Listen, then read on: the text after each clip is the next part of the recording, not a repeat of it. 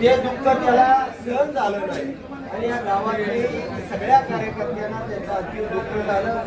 हा अनेक प्रकारे या तालुक्यामध्ये गांजाची तस्करी करणं, या परिषदेच्या माध्यमातून त्याची गुरं चोरीला गेली, त्या सगळ्या अक्षरांना संरक्षण देणं. वेळापूरमध्ये आतापर्यंत जवळजवळ 40च्या वर घरफोडे झालेले आहेत.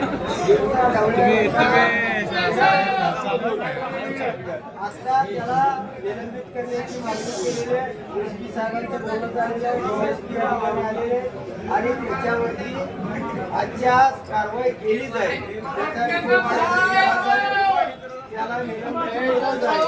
त्याच्या सगळ्या कारणावेळी अनेकांच्या मुली पळून लावल्या, अनेकांना त्यानं अभय केलं आणि आज जी त्यानं टोक गाठलं त्यामुळे हा उद्रेक झाला आणि गेल्या 7 वाजल्यापासून 3 तास झाले हे आंदोलन या ठिकाणी चालू होतं.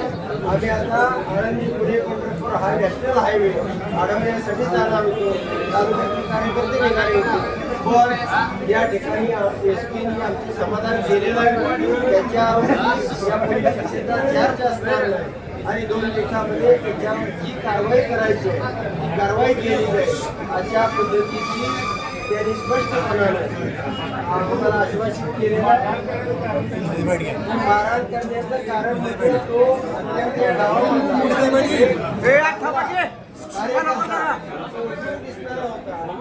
सगळ्या गावामध्ये सगळ्यात पळून काम करणारा कार्यकर्ता होता. याचं कारण धरून त्या मंडळीने फोन केला आणि म्हणून त्याला शोधून मुकेश कोण आहे माहीत नव्हतं. तो त्यांनी त्यानं माहिती घेतली, पोलिसांना विचारलं आणि मग त्या ठिकाणी तो आईला घेऊन मैदानामध्ये जात असताना त्याला मारहाण केली. भारतीय जनता पार्टीला कार्यकर्ते नाही. या तालुक्यामध्ये आज जिल्हा परिषद पंचायत मतदान होतं.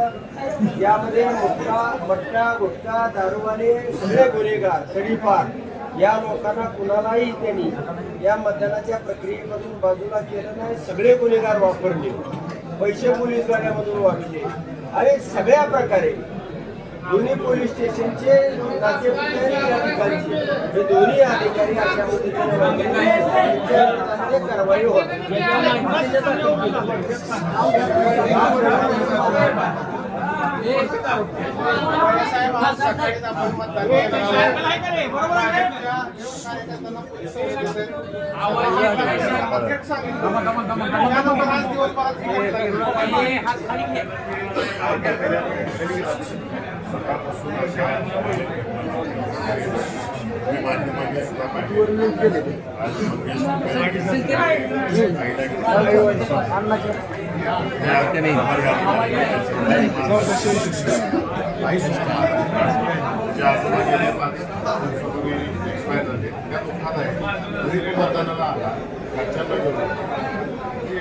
अन्याय करायचा आणि या माणसामध्ये विशेषतः वेळापूर पोलीस स्टेशन आणि इथले प्रभारी या प्रभाऱ्यांना सांगायचं काम 2 नंबर धन्यवादी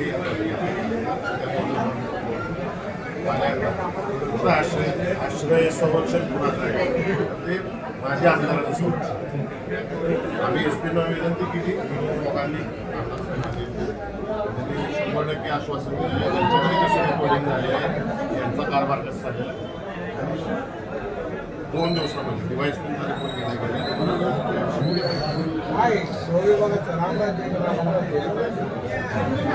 पाहिलेला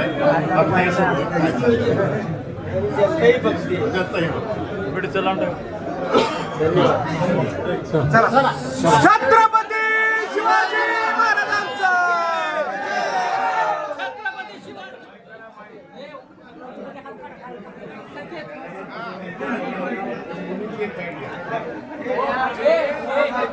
चला चला चला